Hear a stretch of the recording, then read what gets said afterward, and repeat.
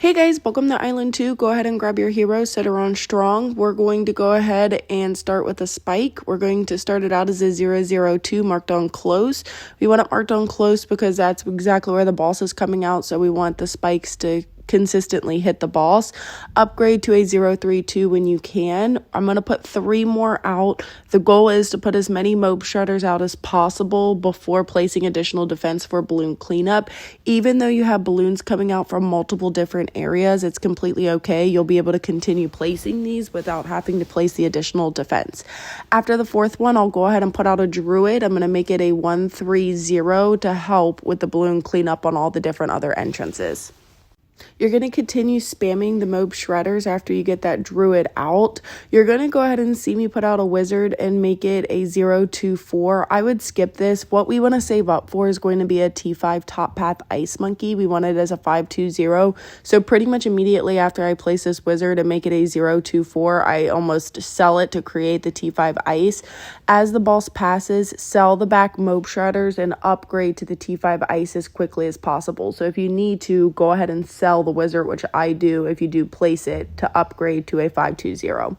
Once you get the ice monkey, we're immediately going to place a helicopter down. That way we can move the ice monkey within range of the boss. This tower is great when it comes to damaging the boss, especially early on. So I'm going to make that helicopter a 240 strictly to move the ice monkey. After we get the helicopter down, I put a mob shredder down. I was going to start spamming these, but I wanted something simple. So just go ahead and upgrade your druid to a T4, a 140. You can go ahead and then place a spike factory out. We're going to make it a T5, a 250, so the spikes are constantly coming out on the track. Remember, my strategies, I like to get high scores with little to no micro, so you can just kind of let this save up until you have enough to upgrade to the T5 spike. Make sure you use the helicopter ability to constantly move your ice monkey within range of the boss. We're then going to go ahead and start working on the middle path dart. If you do the middle path and you upgrade all the way or even to the 4th tier for the middle path, it will turn into mini super monkeys. Make sure as you put the additional monkeys out that you cross path bottom path twice, because this boss does need camo detection. So all of the extra super monkeys that you place out to turn them into super monkeys, make sure you do the bottom path twice so it detects camo. So when they turn into mini super monkeys, it is hitting the boss. So we'll go ahead and do that. Make sure you use the ability as soon as it refreshes. After that, I'm just going to continue saving up. I'm going to put a helicopter out or a plane out and make it a 520. If you do have the monkey knowledge, go ahead and put it on wing monkey and then move that ice monkey closer to the boss as the boss passes. We're then going to go ahead and start working on our next T5, which is going to be a mad. I try to put it at the top. If you do put it at the very top, it will have vision across the entire map. It can fit on each one of the 4 little corners. You just kind of have to finesse it a little bit in order for it to go. If you put it down on the lower platform, it won't be able to see the other side of the map. So that's why it took me a little bit to place this, because I wanted it to have the clear visual of the entire map. You'll make it a 250. You can just save up until you have enough money. If your ice monkey moves out of range, use that helicopter ability to move it.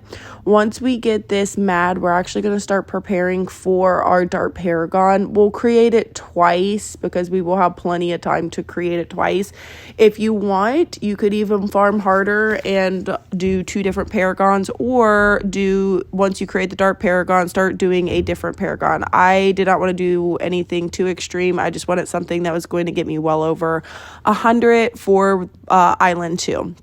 After you get the mad, you'll just need to go ahead and start creating the other T5s for the darts that we did not create. We already did the middle path early on, so if you do have the monkey knowledge, you can go ahead and do the bottom path twice. So I will do the bottom path twice, and you have to do the top path. So I'll go ahead and create the top path now. I'll create the bottom path as well.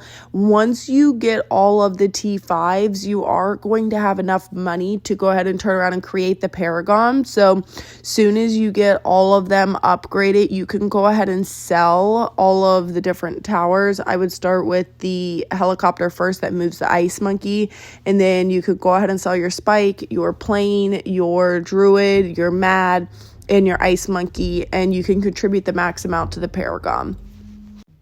After we get the Paragon created, it's going to be rebuilding. And then if you don't want to go too extreme and you just want to create the Dark Paragon towards the back end as the boss passes, you can go ahead and start creating towers and then start creating your T5s again towards the back end of the map. I am going to start with a plane. I'm going to make it a 025 on Wing Monkey. This is a great balloon cleanup, especially since this boss kind of warps the balloons and mobs closer. It can target the entire map, and it's good against the pink mobs and the black mobs as well too, as long as you cross path it as a middle path to detect camo as well, which this boss needs camo, so everything that you place out should have camo detection. I did go ahead and place a druid, also make it a T5, so the vines hit the entire track, and make it a 250. I went ahead with a top path spike and made it a 502. You can mark it from close to smart.